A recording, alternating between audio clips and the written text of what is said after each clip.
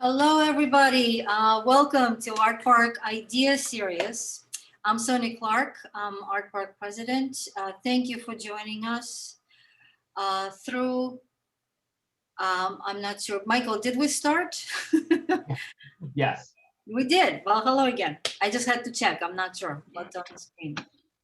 So in this series, we'll explore the Artpark idea. What is an Artpark idea? The fascinating and challenging thing about Artpark is that everyone has their own idea of what Artpark used to be, what it is, and what it should be. Over thousands of years of human history, the territory, what is now known as Artpark, was inhabited by indigenous people of many tribes. Their descendants now are part of the Iroquois nation, Seneca, Tuscarora, Cayuga. This territory was the original birthplace of Niagara Falls. It was a site for magnificent nature, it is, and was a site for destructive human behavior of this past century. But is also an inspiration for modern artists who brought land art, opera, theater, ballet. It is now a rock venue and a place of community celebrations, theater, and fishing. In developing our strategy and master plan, we have asked ourselves the question, how do we bring all these different voices, histories, populations, visions into focus and not leave anyone behind? What is the Artpark idea? Is it perhaps a continuous laboratory functioning through artistic residencies? Through our conversations in the series, I hope we explore all these ideas and questions and what Artpark could be through the view of our visionary hosts tonight and in other nights, and also through yours, our audience. In this Zoom module, you will see on the bottom there's a chat box and a Q&A box. With the Q&A box, you can post your comments, questions. We will all see them and read them out in the course of the conversation. There'll also be a chance at the end to raise your hand and perhaps speak if we have time. I would encourage you to consider an additional donation or pledge toward Artpark Laboratory. Hopefully through our conversations, we'll see why artist residencies are so crucial to Artpark now and in the future. And so as you see, with the minimum donation of $150, you can get a new Philip Burke poster generously donated to us by Philip and his manager, John Bartolome. And for $250, a limited edition of only 31 original prints signed by Owen Morell on the original installation of Omega at Artpark. Owen also will be with us through the series later on. So tonight, with us, we have Dr. Bennen, we have Omar Khan, we have Florian Idenburg. Dr. Anthony Bennen is, as most of you know very well, is our board member. He is recently retired executive director of Virtual Penny, twice retired. Was also director of course, the George Eastman Museum for 16 years. Dr. Bennen has been with Artpark since its inception as a filmmaker, journalist, critic, and now our board member and also historian. Anthony Bennen will be my co-host in this conversation and the lead host through all the remaining conversations. Now, Omar, we met a few years back. Welcome. You were then chair of the Department of Architecture at UB, where you served for 7 years until recently. Now you're the chair of Carnegie Mellon School of Architecture. Congratulations. Thank you. Your research and creative activities span architecture, installation, performance art, digital design, fabrication.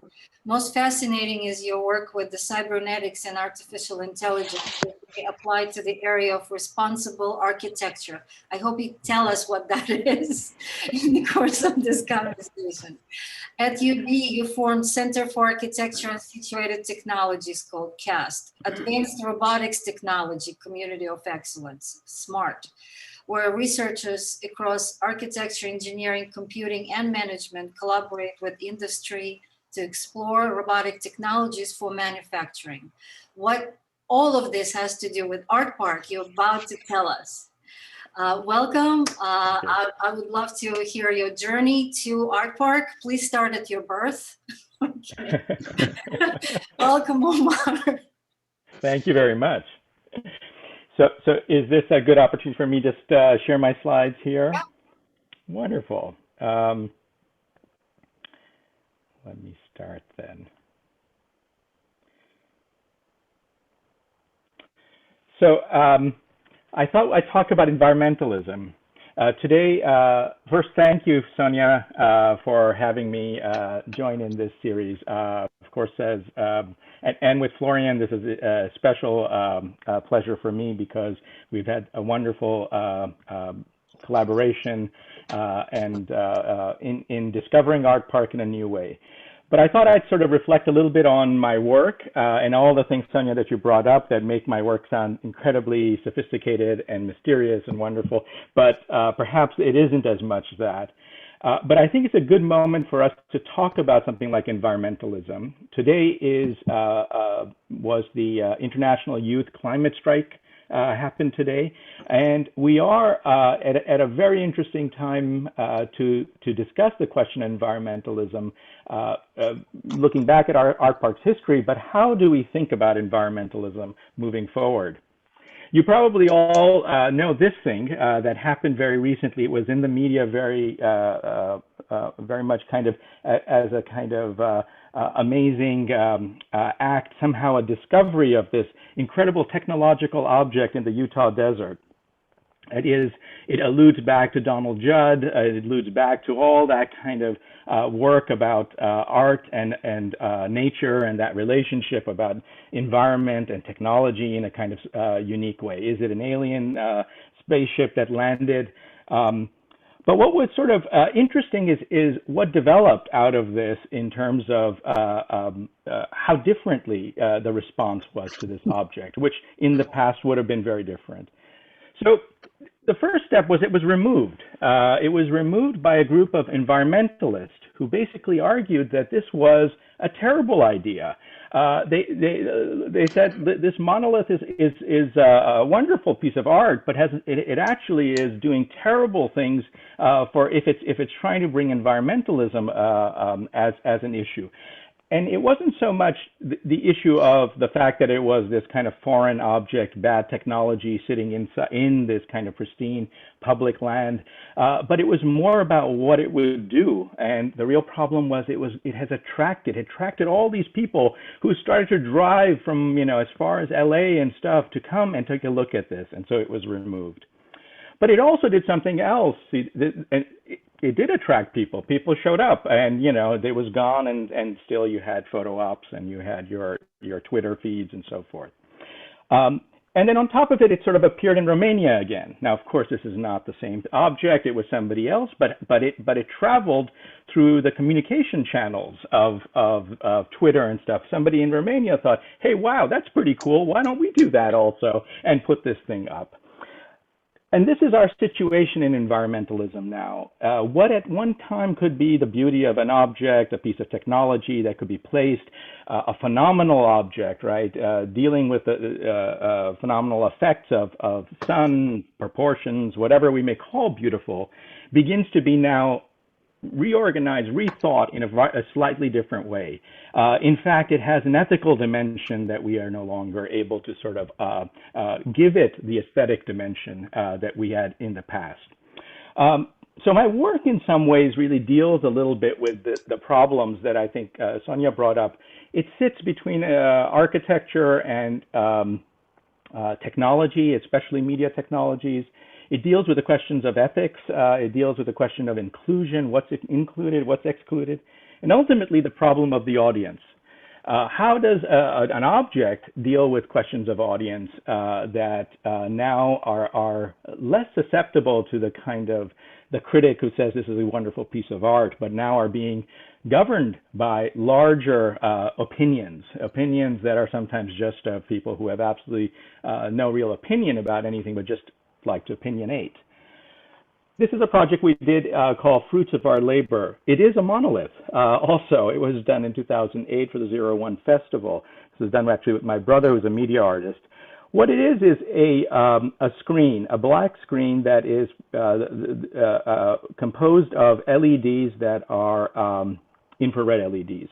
And what happens when you have infrared LEDs is that your camera can see it. Because now we don't have film cameras, we have CCD cameras, and the CCD camera can actually LED. So if you look through your lens, you would be able to see this, but if you were just with your naked eye, you wouldn't be able to see the letters that were appearing. So what we did was we did a survey of near San Diego. This is, of course, Silicon Valley, asking everybody this question: what is the fruit of your labor? This was collected and then used as a vehicle to sort of project back onto this screen. And this is the only way you could see the screen. You have to see it through another screen, and normally with these cameras on your phones. And the cheaper the phone, the better, because more sophisticated phones start putting filters on, and so you could really see it. And so what was invisible, the voices of, service workers and other things, begins to become visible through this very weird, very unusual device.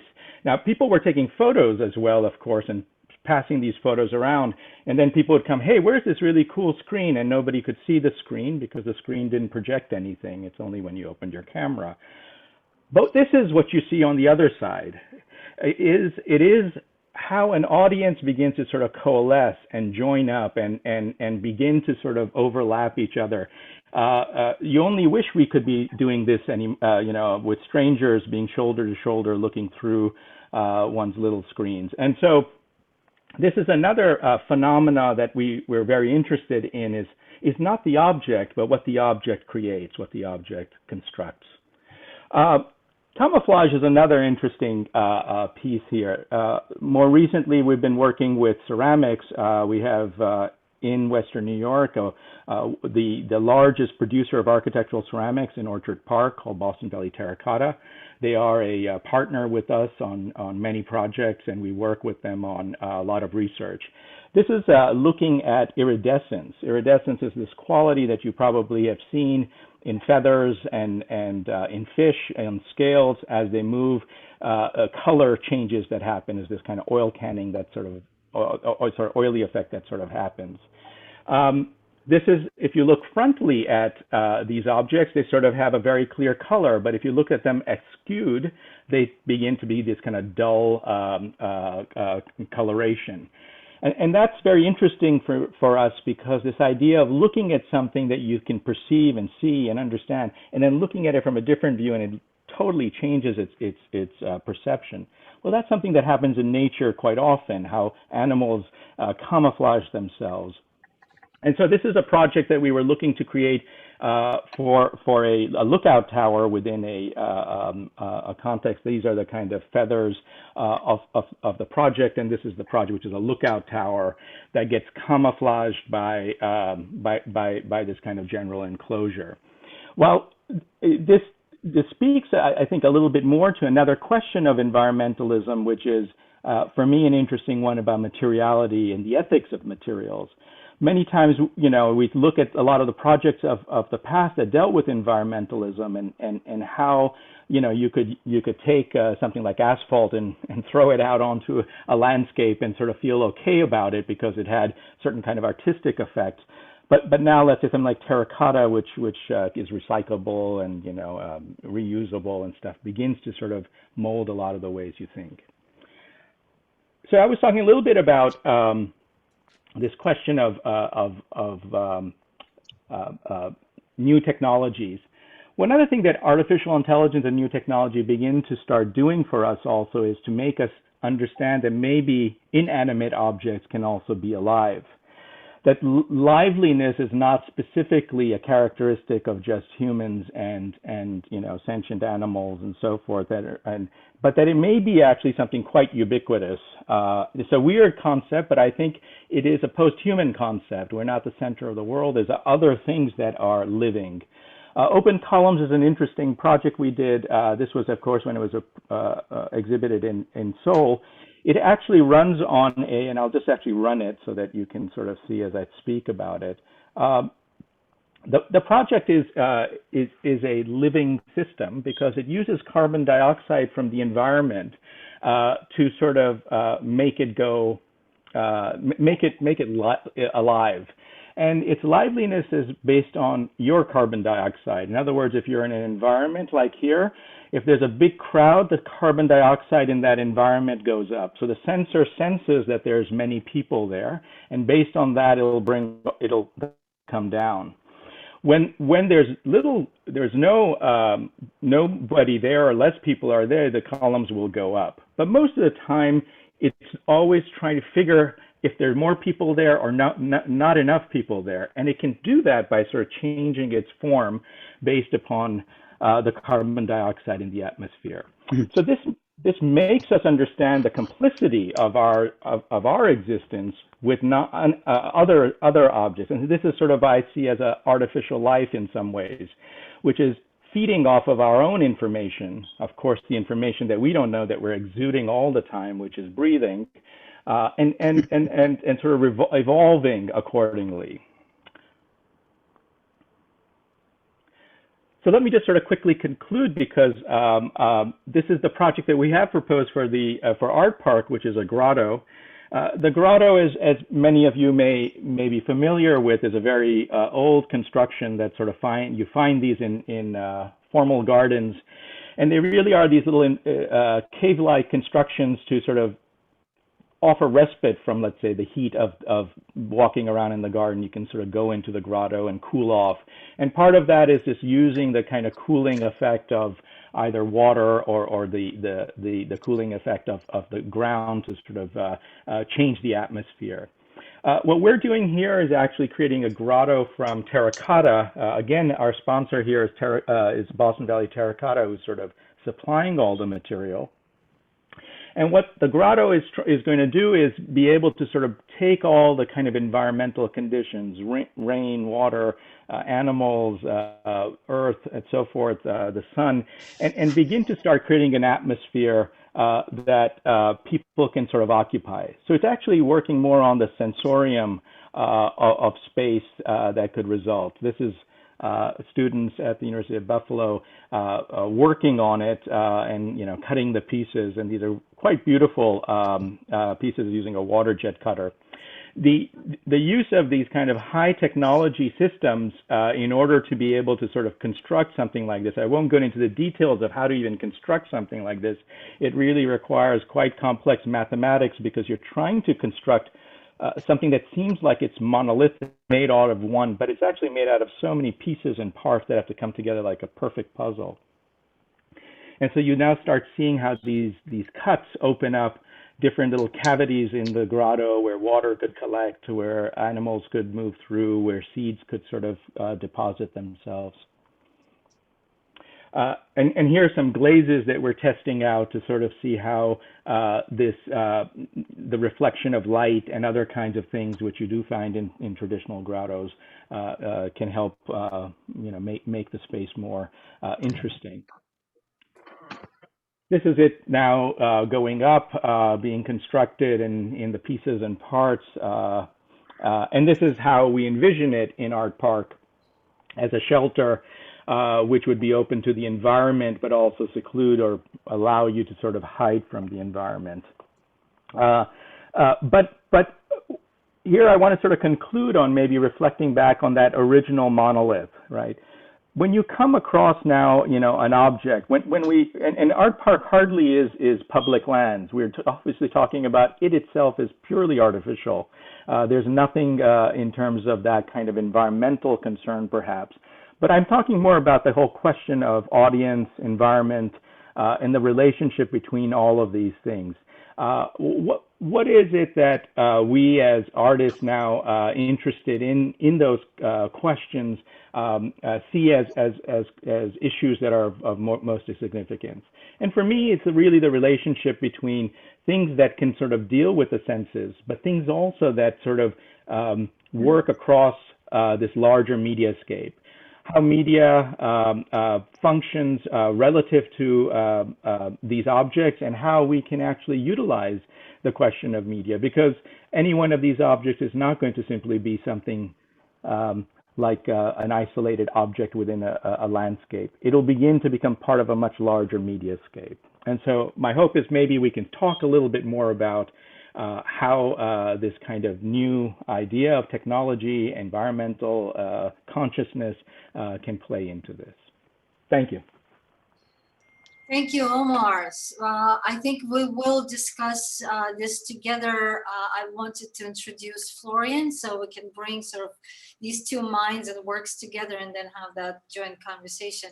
So Florian, we met and your incredible team of Soil through you winning the RFP for our master plan, through also Omar that helped us introduce such a glorious group of architects, and it was a difficult, very challenging competition. You are the founding partner of international design and architecture firm Soil and associate professor in practice of architecture at Harvard's Graduate School of Design. Besides Artpark Master Plan, you worked on design and realization of two internationally, well, a lot more than that, but two internationally acclaimed museums, the Glass Pavilion at the Toledo Museum of Art and the New Museum of Contemporary Art in New York City, and a gallery at UC Davis, among so many others, major galleries in the US and Asia.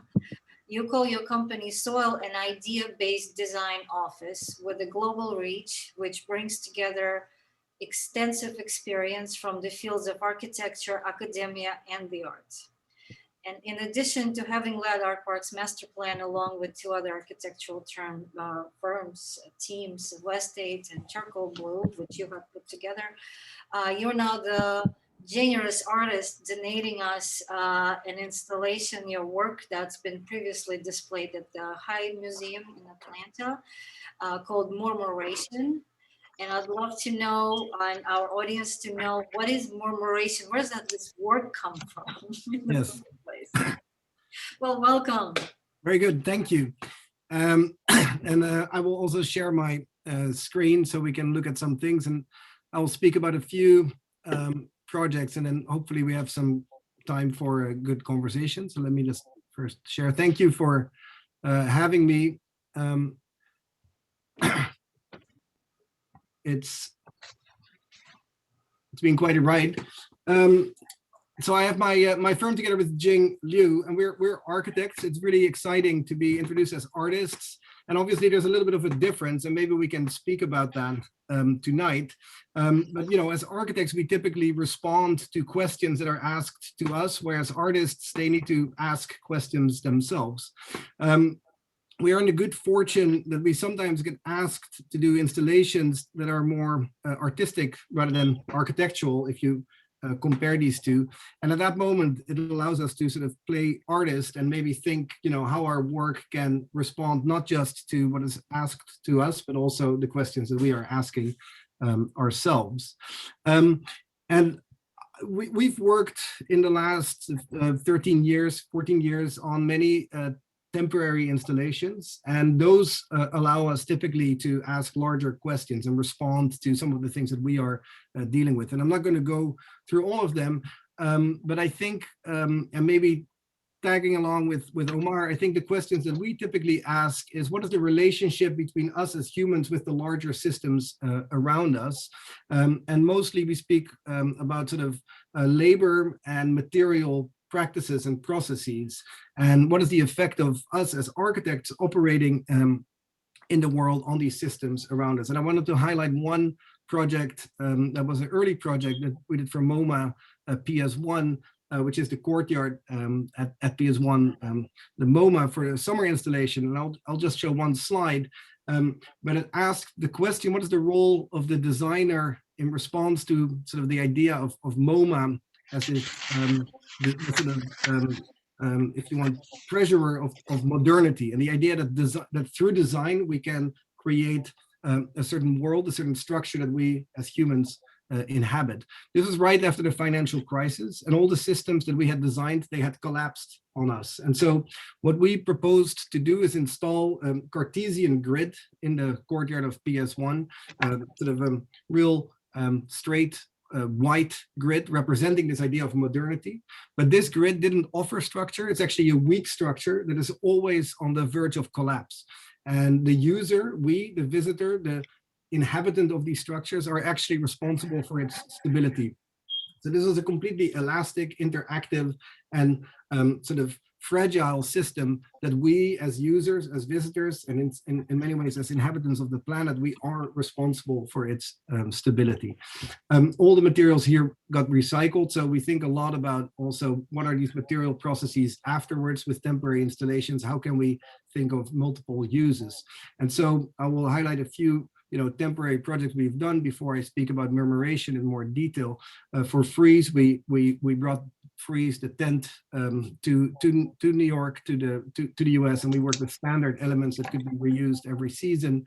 In Beijing, we worked on a small installation in front of the Olympic Stadium, which actually thinks about how can you create volume with flat sheets. So this is by a very smart way of cutting flat sheets of metal. You can suddenly create a very volumetric idea, so very efficient sort of way to create sort of larger spaces. And it speaks to an interest we have in sort of canopies, or this datum above us, the datum that separates us from the world above us. We shrink wrap the storefront for art and architecture. It speaks about the relationship between institutional space and public space and sort of the friction that can exist between them. And this year, actually, during COVID, we worked on two installations. One is this one that we did for the MAT Museum, the Museum of Art, Architecture and Technology in Lisbon.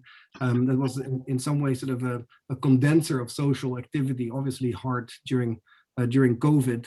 But we were able to actually open and make it a sort of a center for conversations that the museum wanted to have around issues in society.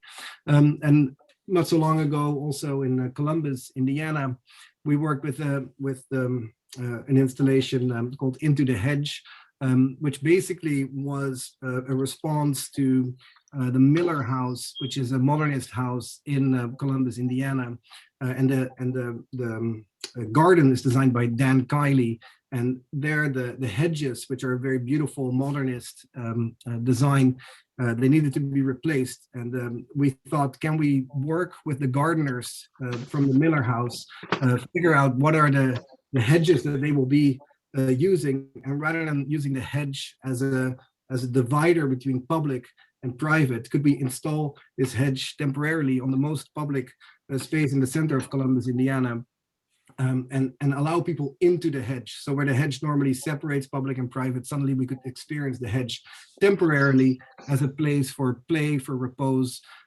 for being. And now actually all these plants that you see have been installed in the Miller House to replace the hedge that needed to be there. And so I think all these installations, they allow us to sort of think about, what is the act of design? How do we as architects order material? What are the processes of these materials, and how can we think carefully and think, really holistically about sort of what we do in sort of organizing them. And so Murmuration is an installation we did in a similar vein, which indeed, as Sonia mentioned, was first installed at the High Museum on the plaza there in Atlanta. And in some way, it responded also to Atlanta initially as a sort of impulse, where, because as architects typically we design for humans, we are trained, and we think that our acts of reorganizing material are there to better mostly the human environment. But Atlanta has this beautiful canopy, and we started to think about how can we as architects think not just about sort of the organization of human space, so to say, and the way in which we orchestrate materials for humans, but can we think of other ecologies and systems that we could think about? And we started to think about birds. It responds to some of the ideas of, so maybe people know that since 1970, about 30% of the bird population in the US has been disappearing because of what we are doing to the planet. This is a work that is actually quite beautiful, that speaks to songs of birds that that are extinct. And so we wanted to raise this question about what is happening with birds. Atlanta is on one of the migratory routes in of birds within the US. And so murmuration, Sonia, to answer your question, is actually the flocking behavior of birds. So this is a murmuration. Murmuration also in some ways suggests like murmuring or like sort of twittering or speaking, but actually it really speaks to, this is a murmuration. It's a flock of birds that sort of in a beautiful sort of synchronized way create these sort of clouds. And so we started to think, can we create, or can this idea of a murmuration be the inspiration for this installation, this canopy that we were asked to think about on the plaza there in front of the High Museum. And so this was one of the first sketches, the idea of like creating a sort of material order in which both humans and birds could sort of come together and could flock and be together. It was supposed to be installed, and this is all a little bit COVID related, but there are certain moments when the birds migrate through Atlanta, and this was when the opening was supposed to happen, but unfortunately it was postponed because of COVID a few months. So it did mean, so here's the installation. Let me first speak about the installation, but I will admit that more humans came than birds ultimately came, and it had certainly to do with when it was installed, and hopefully at Artpark we will have more birds come together. So here it's basically a series of it's like a large canopy evoking sort of the canopy of Atlanta, and then inhabited by with bird feeders, with greenery that hangs from it, and also seats in other places where sort of people can come together. This is the material palette, and then we also had a sound installation in which people actually could actively produce bird sounds and have them sort of be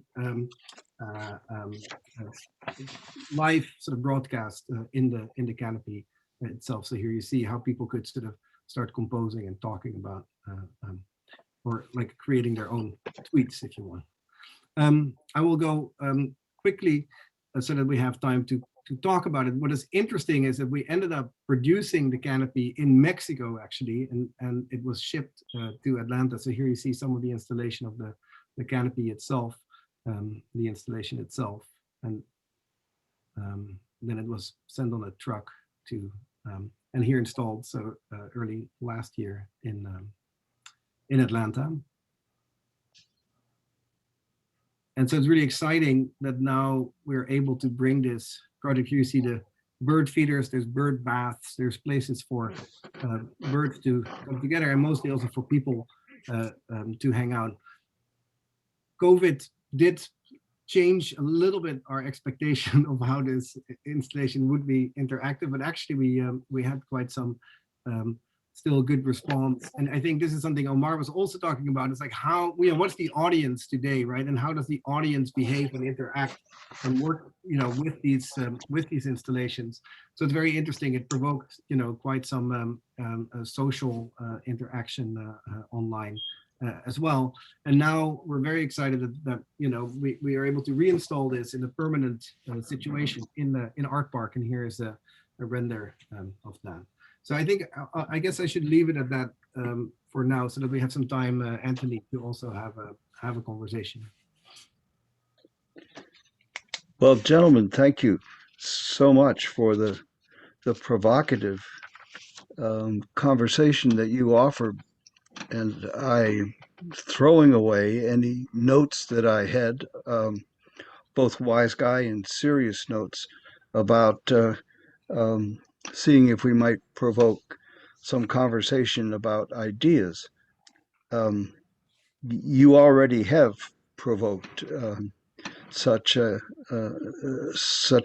conversation by coming right up close to flirting with the principle of what would guide our transgressions into any system, whether raw or cooked, for remembering that even if it's cooked, we now have guidance for our New York State Historic Preservation Commissions that anything that is more than 50 years old, and that would include vinyl siding, is worthy of preserving. So within that environment, what guides the introduction of something alien to it. For example, what about Roebling's bridge over Niagara Falls? Would we say that is appropriate today? What about Christo's work in the hills of California or in Central Park? Would we find that appropriate? Um, what guidance can you offer? What principle or idea would rest behind such a decision as to where it would be appropriate to place art? Must it be only in a place for art, like Artpark or in a museum? What if carbon dioxide would to be on a street corner?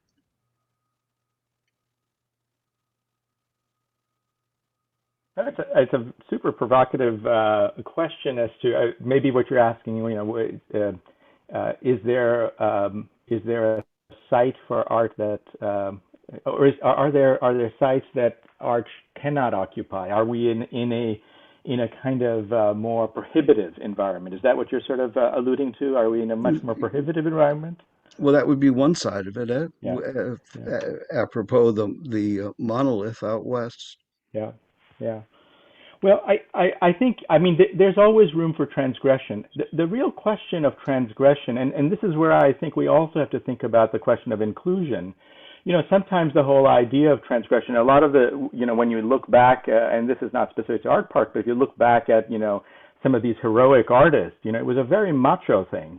It was really framed in a kind of, I'm going to go out into the desert and, carve it up and do something. And I think that kind of heroism and man against the environment, it just doesn't hold true in any way anymore. And at the same time, I think the inclusion of other voices, of course, gender, but also now of intersectionality. On top of that, we have all of the other layers of the complexity. I mean, I introduced that maybe architecture has a voice also. It's living in some ways. These artificial intelligences. That opens up a very interesting space for art. And maybe it's not so much that art, as you said, it could be at a corner. And we see really incredible opportunities to sort of, maybe it expands, the territory of art in interesting kinds of ways. I'm much more encouraged by these questions because of their inclusivity. I think they make art a little bit more responsible in many respects, but it also opens aesthetics up in a way that I think is really a very interesting potential. I think there's tremendous room for transgression. It's just going to be happening in interesting kinds of ways, and perhaps not the kind of maybe heroic ways that we had normally. And this is, I would say, Christo would be a good example of. We love the work. I mean, there's no. I would still look at, but I think to do a Christo now, I mean, the first thing you would get is, like anything like what is going to go to the flight of the birds. I mean, like immediately people would have this consciousness that previously would be more like a secondary thought. So I think that's important, though. Yeah. In the way we think. I agree, and I think maybe I can add to that just also the sort of awareness of material processes and what happens to these materials. And I think actually for us working on, and we didn't speak much about the Artpark, master plan and the work we did there, but that made me realize there is no virgin land, right? And specifically Artpark is like a sediment of history in so many layers and so many acts of humans on our planet, so to say. And I think this sort of increased awareness of what does it mean to act and what is the trajectory, like what are we as actors on this really long time spans of dealing with the materials that our planet is made of. And I think that that's where we are very much now thinking, not just, where does the material come from? What does it mean actually to even specify? That's why I showed also the group in Mexico making this installation. Who are the people putting this together? Where do these materials come from, and where will these materials go afterwards? I'm very excited that we can reinstall this installation at Artpark, because otherwise it would sort of we wouldn't know where it would end up on the scrapyard or something. But what is the, what is the material investment, the energy investment, the labor investment in our works? And I think that consciousness is just here now, and you cannot ignore it anymore. And it's just a different way of working. But so I think it actually enriches, as Omar is suggesting as well. It's more inclusive, and it's more complex maybe. So it asks us to think maybe harder, but it also reveals maybe much more the reality of today. So that perhaps transgression might well be the point. That is, if our behavior in respect to art is one to search out a discrepancy between what we expect, given the albatross of experience that we lug around, and what indeed is delivered this time out.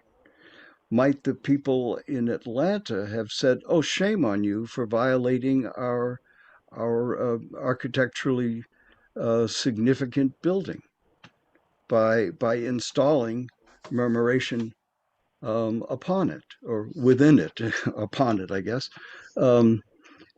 So might that have been a transgression? That one I think is more difficult. I mean, in this case specifically, we were asked to respond to the building and to the piazza, and the fact that there was like an issue there with so that was a response to its condition. I don't think Renzo Piano would be unhappy with the fact that his square is used for art and for display. I think what was interesting, I should say, when we said we're going to invite all the birds in as well, that was where people got nervous.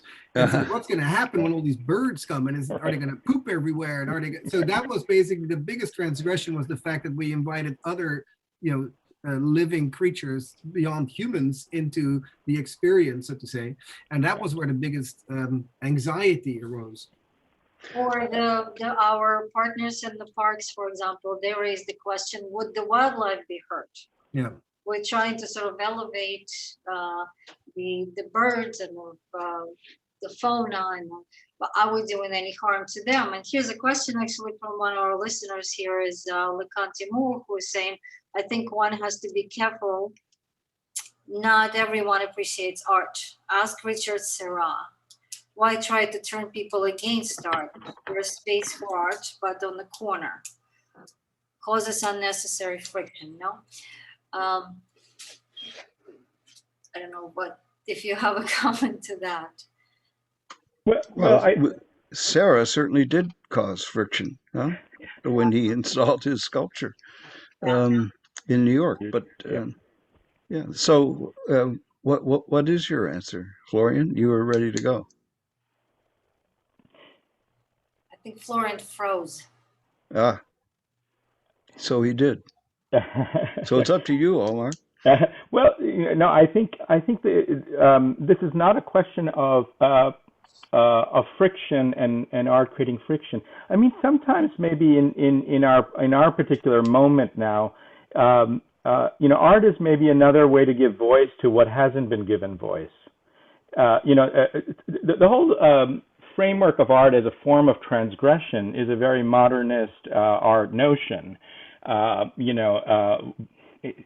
Is it transgressive for a gay person to be able to express themselves within such a context that is heteronormative, right? So I feel that art is functioning on many levels, and yes, if we fixate that art is purely on the level of object making, beautiful objects that we can theorize in some ways, then we're maybe missing our opportunity here. I think art has tremendous role to play right now. Think of COVID. I mean, as I was saying, it's just, we're going to want to be together more than ever as a result of this. The whole question of proximity and being next to people is something that people are yearning like there's never before. We realize now the limit of this kind of relationship through screens and stuff. So all of that fantasizing, wouldn't it be wonderful, virtuality and so forth, everybody just can't wait to touch somebody. So there's incredible spaces that get constructed, or possibilities. So while I take, the position that maybe, yes, there we are in a territory where art's going to express itself in so many ways that we never imagined. And that's the interesting part. That's why I also introduced what was the art object in that first scenario. Is the art object its removal, right? And this group now announcing that on Twitter, we took this away because this is going to do a terrible thing, and it became a kind of activist art. One could say agitprop by destruction. Was that the art act? Was the art act putting the thing up? Was the art act replicating it in Romania or wherever it was? There's all of these things that are happening, and happen so fast. It sort of happened in a period of a month or two, and it disappeared. And this is what's so interesting, because the conversation for me is far more richer, because there's so many levels to it. So my name is Rauschenberg, and I'm just gone to visit with a man I have much respect for, de Kooning, and I asked if I could see one of his drawings, and then I even asked permission, might I erase it? And that was certainly a transgressive art, but de Kooning got it, and understood that not only psychologically what Rauschenberg was doing was killing the father, but in addition, his art was overleaping that of de Kooning's drawing. And so isn't that those series of transactions, whether it is destructive or constructive, a part of the ongoing fable of how we might make work that we dare to call aesthetic, that in ways we don't quite understand contributes to the development of our culture. So it itself is a system. Yeah. Do you buy that? I fully agree with that. I think we can learn, and that's why I also introduced, and it's interesting that at this series we have two architects to kick off a conversation around art. Right. But that sort of thinking, I think we can learn a lot from in other disciplines, such as architecture, for instance. And so I think if we're now sort of trying to argue that the arts, we should be careful. No, I think the arts, are leading with these ideas that then, will inform other disciplines. That's why I think it's also really important that, there is art everywhere, and art causes friction, because it's a way to ask questions that you otherwise, in other disciplines would not dare to ask even. So I think that's why I think in the more complex society that we have now, where people are maybe afraid of friction, art might be the best place to ask those questions. Well done. Well done. Is architecture, after all, the highest form of art? Omar? You put me in my academic world. No, hardly. It's very interesting. I am at a school here of architecture at Carnegie Mellon. It's part of a College of Fine Arts where I'm surrounded by art, design, drama, and music. And I would say we are the least in terms of, we would say high art. Music, I think, if it's, I think it's an opinion, but clearly I would say music is always the highest form of art. And I think, architecture, I think Florian and I probably agree very much. We are part of the service world, and we must conform to gravity and the client, the needs of society in certain ways, and shelter, all of those things, codes that we must live by. So transgression is I think we hardly ever lead in terms of transgression, or we sort of are good followers, and maybe we do it in a bigger way because we have more material to work with and larger spaces and stuff. But hardly, I would say, in the same way that we would look back and say in the Renaissance or something, where architecture may have aspired for that. Well, your work, both of you gentlemen, in creating the master plan, I think is a heroic bit of work.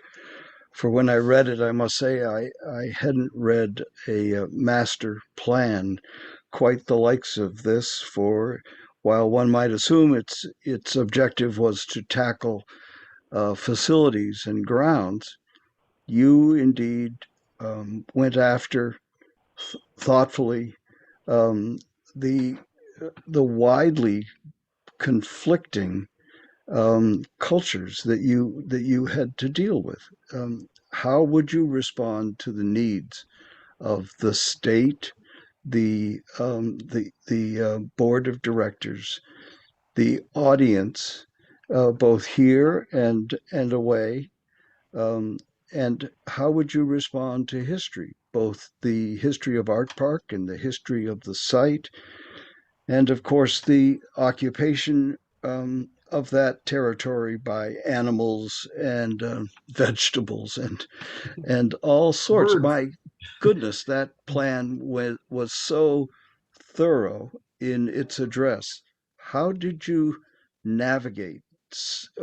How did you address such a, a conflagration of possible possible argumentation amongst all the people that you set out to serve?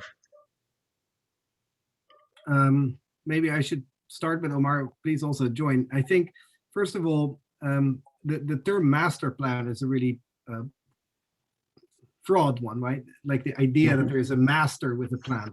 And so I think we really try to think of this as a strategy that, tries to indeed recognize all the different stakeholders that you just described there. And as Sonia mentioned, and as I just mentioned also before, I think for us working on this, the revealing and the unpeeling of that history and becoming aware of that and realizing that that's actually what the plan should be. The plan should be to just show what is already there in all its complexity, because at that moment you realize its richness and also the conflicting sort of desires, the origins of this land as a wasteland, right, in a way, but also one that inspired art and artists and sort of unleashed an incredible amount of creativity.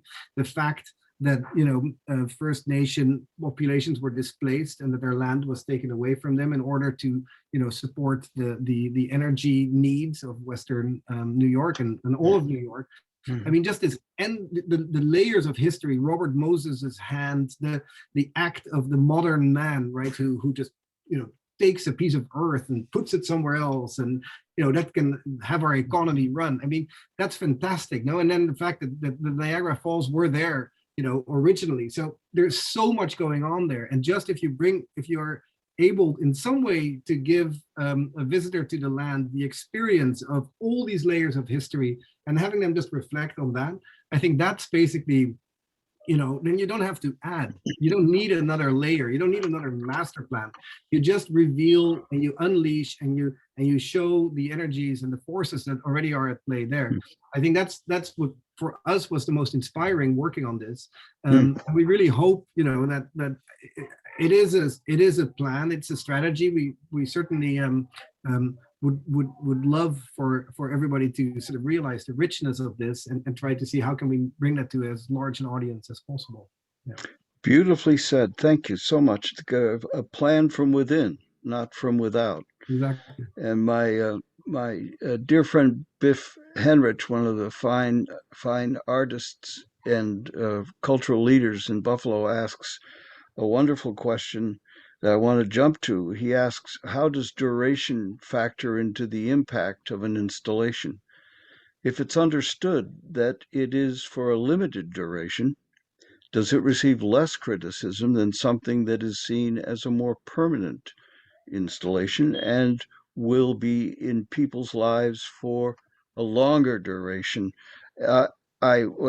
Before I give you that question, I want to say that I once asked Hollis Frampton, the great filmmaker, whose duration could be very short, as in the single frame film he did for Les Crims called Less, and it could be very long. Magellan, which was a film he made throughout the year to circumnavigate a huge duration. Well, I asked him about duration. What was the aesthetics of duration? And he said, I don't know. So I give it to you. I don't know that I have an answer. I mean, I think audience engagement is duration, right? That's really the issue. And Many times I think about the work when you're not in front of the work, when the work lingers in you through other ways. Mm. I think back of like, the screen that we did, it lingered in photographs, and it still lingers in photographs that people send to each other.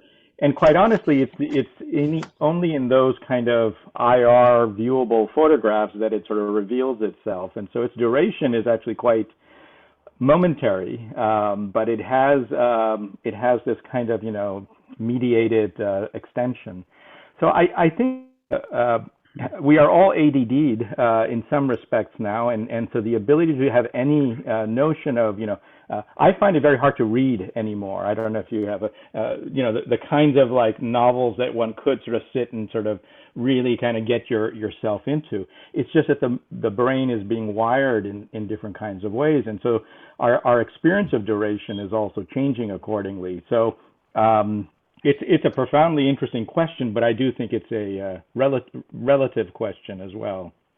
But I also think, and I mean, that was what I understood a little bit about the question is, if it is temporary, is it less scrutinized, right? And I would say it's more, I think everybody, like permanence is the most scary thing, right?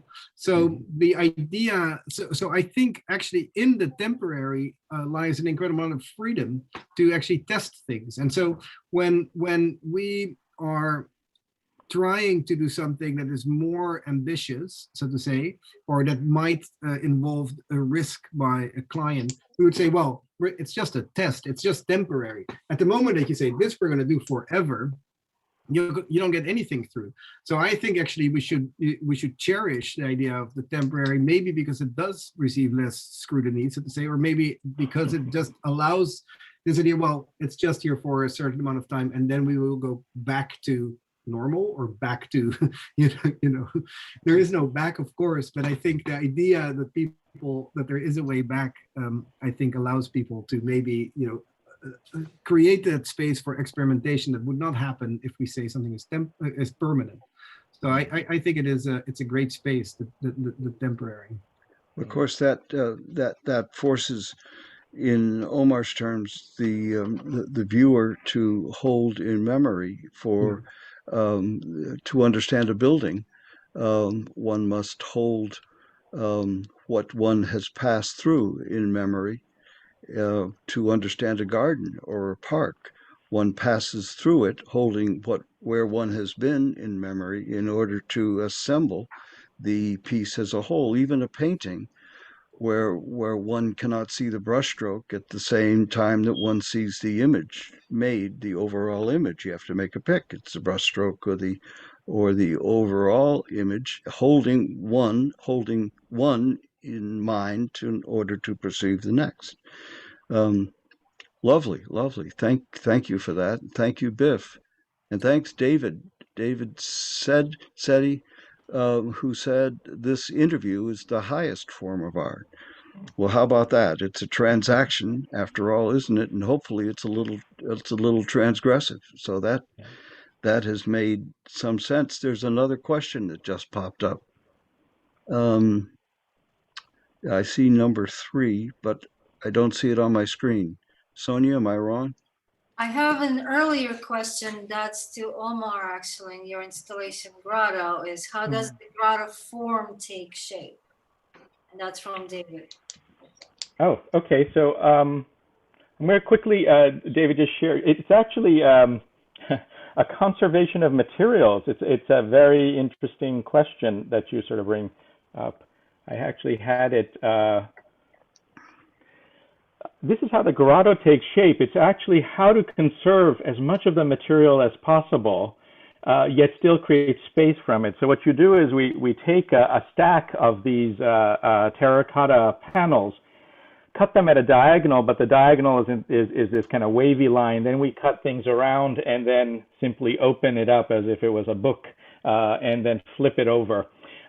So you never perceive that it is actually composed or came out of a kind of a very simple stack. It actually seems like it's constructed or from all these unique parts. the reason, of course, there is, I think it goes back to what Florian was saying. I think it's a very important point that we need to speak to, which is this question of life cycles of materials, and that permanence is, even a material that is temporarily viewable has permanence, right? Has this life cycle that we must deal with. Terracotta is very interesting because it is a material that lasts hundreds of years, and is capable. You discover these beautiful Ming porcelain vases, right? That the blue is still the same blue as when it was fired. And I find that quite profound. These kinds of materials that can last for long, long periods of time, and other materials that immediately deteriorate and sort of fall apart. And so much of our modern materiality is that kind of latter material. So here it's, I hope that sort of helps. I'm going to stop the share, but helps you understand some of the kind of concerns, of course, that we also have to labor and material conservation and how we're thinking about it, even in the designs of Grotto.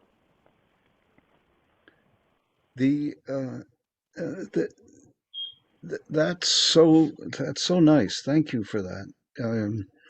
The um, we have from LeConte Moore. Do you see that? The strength of memory that is left behind being Cy Twombly's last words. I'm pleased to learn that. It puts up with Goethe's last, more light, more light. The well, I've been dying to ask you, and I even forecast this, and I'd like to ask both of you, even Sonia, to answer. Who are your heroes today? Do you have a hero in this time? There was a time where we wouldn't have trouble answering that. Do we have trouble now? Oh yeah, you're going first.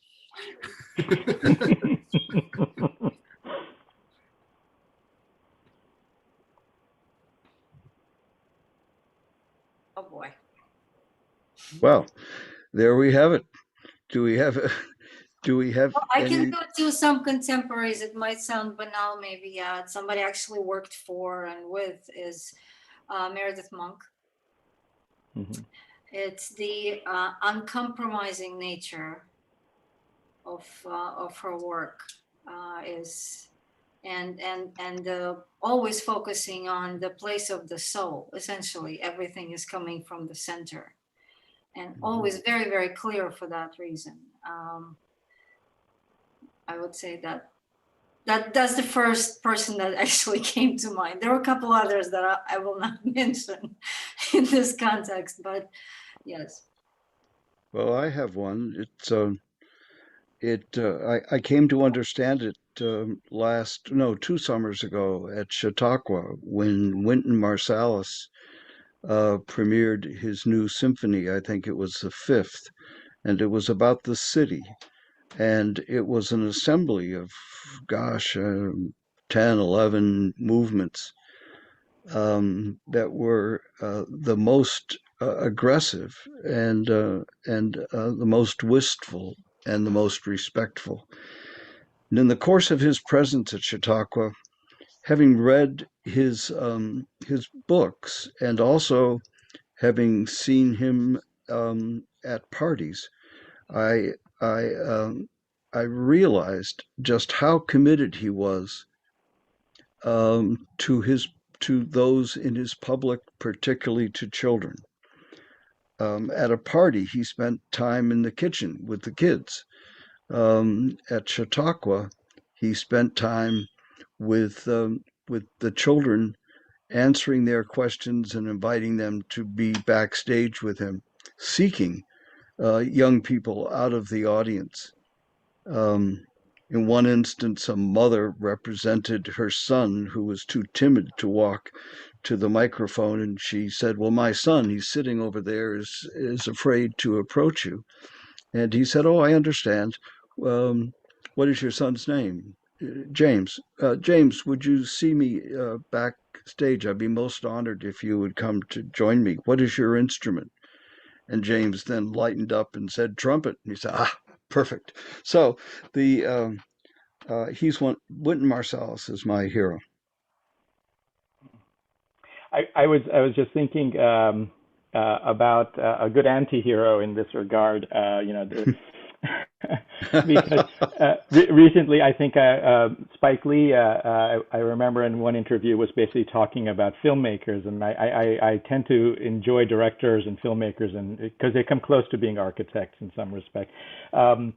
And he was talking about Orson Welles and sort of saying, what a sad situation. You know, at the end of his life or late in his life, he's selling wine and so forth. And I don't know if recently you saw that his Orson Welles, like quite posthumously, this movie came out, Other Side of the Wind, which I think Bogdanovich was editing or something of that sort. And so it's on Netflix if you're interested. Is it I good? think it's good. It's good. For me, he is in some sense an incredibly interesting hero.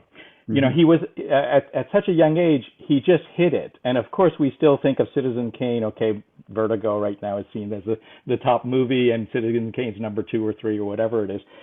But he hit it out of the park, you know, right at a young age. And the rest of his life he spent, you know, just kind of deteriorating, right? But he never gave up on his art. He was constantly making all these, and this last movie is one of these. I mean, even I think there's a take on the movie. You know, this idea that the commitment to the art, even after all of that kind of loss, you know, you still have committed yourself to. I think that's incredibly heroic when, you know, the public is left and everybody's basically said you're washed up and stuff like that, and he's like you know, a school kid still, you know, selling wine in order to fund the movie that'll never get finished editing. It's a fascinating story for me. Thank you for that. Florian.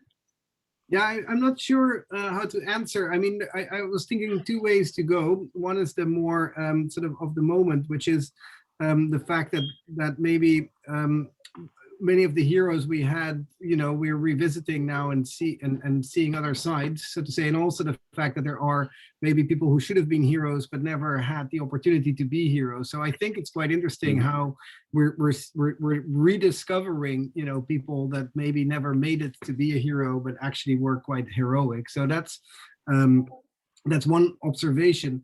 The second is, and I wanted to jump on Winston Marsalis and to be, so just to be very personal and frank and maybe also somewhat light, I have been really rekindling my love for drumming. I had to choose between being a drummer and an architect, and I've been discovering all these drummers I'd never heard of. And I realized again, sort of, and it's interesting that Omar already mentioned that maybe music is the highest form, and maybe this ties also into Artpark in its programming. But what is beautiful is this commitment to something that disappears immediately, right? So to see these drummers and the techniques and the originality and the creativity, and it, you know, it's one moment it's there and the next moment it's gone. It doesn't leave a trace. It doesn't, you know, we just hear it as an echo. And so I've been really enjoying a range of drummers that I hadn't heard of prior in the last couple of months. So I'm happy to play a few, but maybe we leave that for a different. No. It's a time. It's definitely the time. Now the drum or any improvisation, even Charles Birchfield's work in wet watercolor, once it's down, it's down. Yeah. You don't come back and fix it unless you scrub it out, but you know that's kind of worthless. So in Birchfield's way, he was like Kerouac, like Pound, like Ginsberg. First thought, best thought, right? First, don't go back and rework it. First thought, best thought. If you miss it, that's part of the thought. That is a rather postmodern manner, isn't it? An augur, at least for that from mid-century. But dear Florian, please. No. Take us out. Come on, take us out with a drum roll. The one thing that I agreed to my family is that it is purely electronic. So we will have to all wear our headphones. I can only hear a little bit of tapping. So I actually cannot, there's no speaker. It's purely, it's only in our, so maybe it should be in our imagination. I can. I think just your movement, and we can drum in our heads with it. That sounds good. David, There you go. here we go. We're going, huh? David says here, excuses. Oh, maybe, you got a challenge. maybe Sonia, maybe, I don't know what you're doing this summer, but maybe you can invite me over and I can do one on the stage in Artpark, and I'm happy to Yes. do a little a drum roll there for your audience. Yes, Right? yes, absolutely. We'll clear the stage, most definitely.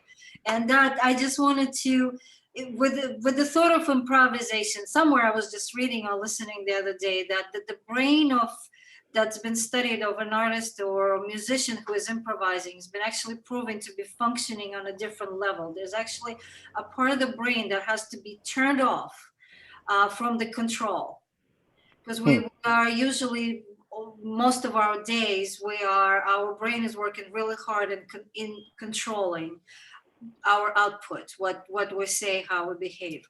And it's actually a certain part of a brain, and musicians, like when Marcel is jazz musicians, but really probably any artist that succeed in improvisation and creativity like that, they have this ability to turn it off and let that portion fly, which brings me to the conversation of residencies, the conversation of artists, and I'm always talking about funding.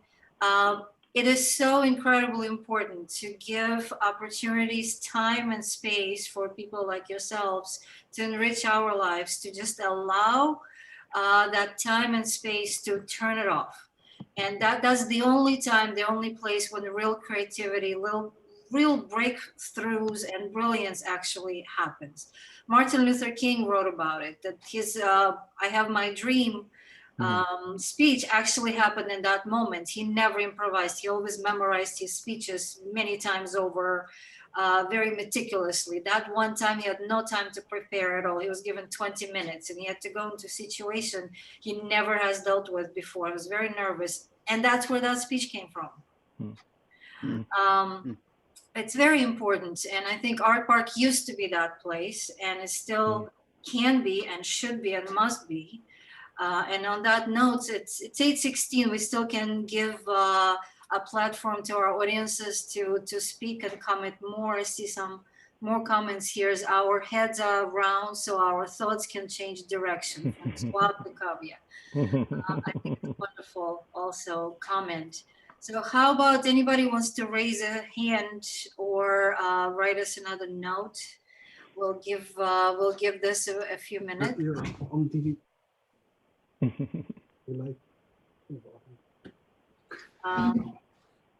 What else? Did I ever tell you you're my hero? David cited. Is that to me, David? Am I your hero? I know I am. But anyway, what else do we have? We talked about duration, I think, right? Yes, we did. We did.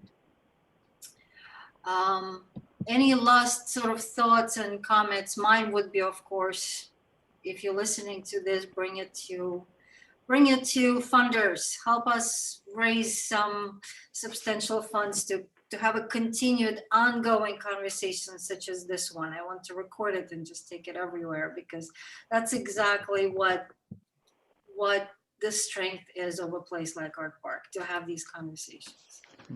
Biff Henrich asks, is this master plan available to see? Not yet. But We're continuing to add from different disciplines. We have a visual arts plan that should be incorporated within, and there will be plans from other areas of the park. Is that right? Is that not correct, Sonia? that's definitely a part of it, and we are in the process of sort of coordinating this plan with major stakeholders. The scope really needs to be also still worked out, and that's kind of where we are. So we should be able soon to reveal it in its final form, but we pretty much finalized it in January. But as Tony says, it's an ongoing process. It will probably never stop, never end. And that's the nature of this particular master plan. We talked a lot about this is a road. And we expect this plan to just lay the road toward whatever the many destinations that will be along the way. Very much like a budget, huh? It just keeps on changing, just rolling along. And with our audience's help, we will be able to reach higher levels of the expenses we want to take on, huh? Well, Naomi has here maybe one of the last questions. In music, a composer can hand over the score to someone who will play it. In dance, the choreographer allows the dancer to interpret. How do you see the role of the artist and architect in this regard, in light of technology and the machine?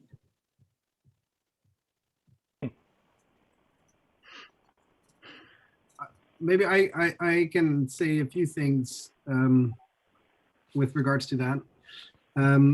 For us, the idea of Umberto Eco's sort of open work helps us often in design, where maybe we're taught form follows function. Typically, these functions, these activities, they never really happen the way we imagine them. And so the idea of openness at the moment that you provide a structure for, maybe possibilities to happen. And so just for people to understand the idea of Umberto Eco's open work is that the audience is a participant in the completion of the work. And so that's the way we often think about our buildings, not sort of pre-describing what sort of activities should take place there, but a way to organize structure that it allows for activities and actions to occur, basically. And that means not superimposing, not sort of super prescribing. What is the minimal sort of setup that you need to propose so that it instigates activity, that it actually triggers certain use, but it doesn't forces use, and it doesn't, maybe it should not allow every use, right? But it should it could possibly steer, but it is like allowing the user and the visitor to actually complete the work. I mean, it's interesting. Today I was having a discussion about drawing. This is what we as architects do. We fundamentally just draw, or we represent, and somebody else builds it, either in Mexico or in Buffalo or wherever. And in some senses, that's what we do. We basically give instructions. We don't make it ourselves. Somebody else is executing these drawings. And now the drawings are so complex and sophisticated with, as Florian is saying, not only forget the artist's hand in it, there are all these consultants who sort of also, massage that drawing to the point where it's executed. I've always felt that, that analogy of the architect as the closest is to the director is really what it is. You hardly, it's on those even these small projects that we do, rarely do you find yourself in that process of being the one who's putting the nail in the wood, and that kind of direct relationship. It's always at a distance of some sort, in some form of instruction to somebody else. And it's an interesting way to do work. Who's the author of a work that is composed of all these different authors and their expertise that comes together? So it's an interesting question. The work itself becomes an object that will challenge or lead to some critical gesture by those who follow. It is not to instructions for someone else to complete the act, but the work itself establishes a touch point upon which those who follow may respond. Jean-Luc Godard said, the films that I make are criticisms of the films that have come before, made by myself and by others. So every new work is a critique of that which has come before, tacitly or overtly. Mm-hmm. Make sense? Totally. Absolutely. No disargument there. I loved your quotation of Umberto Eco. Yeah, should he be alive, would be one of my heroes. Yeah. Here's another question by David Sadie. Temporality is seemingly innocent and allows freedom, but what of the indigenous 7th-generation approach? Seems like the two might be in conflict. Well, I'll remind everybody what the 7th-generation principle. Yeah, I'm not familiar with that. Yeah. Okay, it's based on the ancient Haudenosaunee Iroquois, which is the nations we work with philosophy, that the decisions we make now will have should result in a sustainable world 7 generations from now. I think our clock is faster. Yeah, true. Yeah. Technology surely has taken us to a point where think of the switches we have made in our own life from mainframe to floppy disk, just one after another, a new system that we need to learn to use. And now we barely blink, but learn it and do it.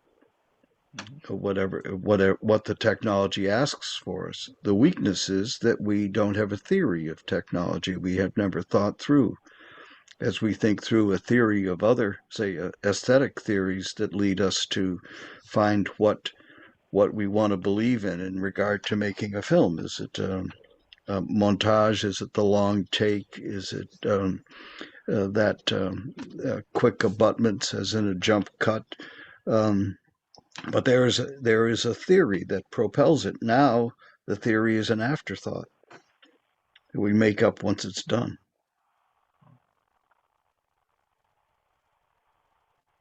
Florian's thinking. Well, I'm thinking about dogmatic approaches and like the idea of method like what is quite nice about our current time in some ways also the freedom that you have to move around, so to say. So I think with that sort of loss maybe of a certain focus, and Omar was already talking about ADD and our our world of distraction, but you can also it is also quite liberating in a way that there is this freedom to maybe dabble in like different things. But I don't disagree that I think you still behind all of this, behind your sort of maybe say shopping around within sort of different techniques, different disciplines. Today I'm an artist, tomorrow I'm an architect, tomorrow then I'm a teacher again. There is it's very liberating. Maybe I'm a drummer, but at the same time, I do think behind it, it's useful for a creative person to have a larger, project, but that project is not necessarily tied to a method in my mind, or to a technique, or to a tool, or to a technology. Well, it's been an amazing conversation. It's 8:30. It's been an hour and a half. Such a generous conversation, and we all know we can go forever. And whenever I'm with Omar and Florian and Tony, actually all three, our conversations usually especially go on a Friday night. for many hours. So this is early, I know, but in the context of a group, thank you so much. I lastly wanted to remind everybody that Agnes Deans, who wasn't able to participate in person, she is working on a project which is in England, and it's a time capsule. And she invited all the participants to fill out a questionnaire to be reopened in year 3020.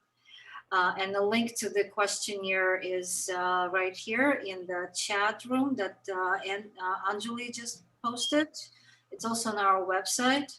So I invite everybody to participate in that. And I just really hate to stop this. I can't. It's Friday night and it's perfect.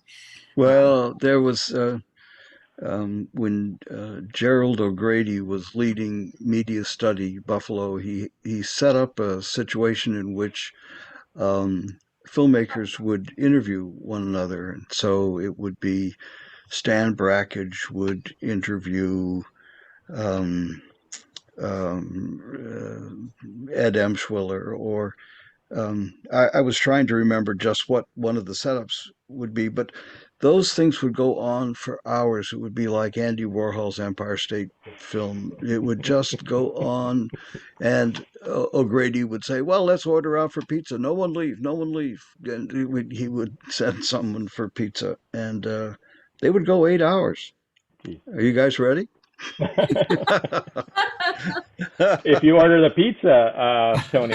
Hey, it's You see coming that? at you. That's easy. There's a way for that. Absolutely. Quite easily. All right. Well, thank you, everybody. Thank you so much. That was very Thank nice. you. Very nice. Thank Thank you you. very much. Thank you. Yeah. Great to be with you. Thanks, Biff, for thanking us. Oh, and David, thank you too. Yep. Thank you. Good Thank night. you all. Good Okay, night. bye all. Bye-bye. Bye-bye. Bye-bye.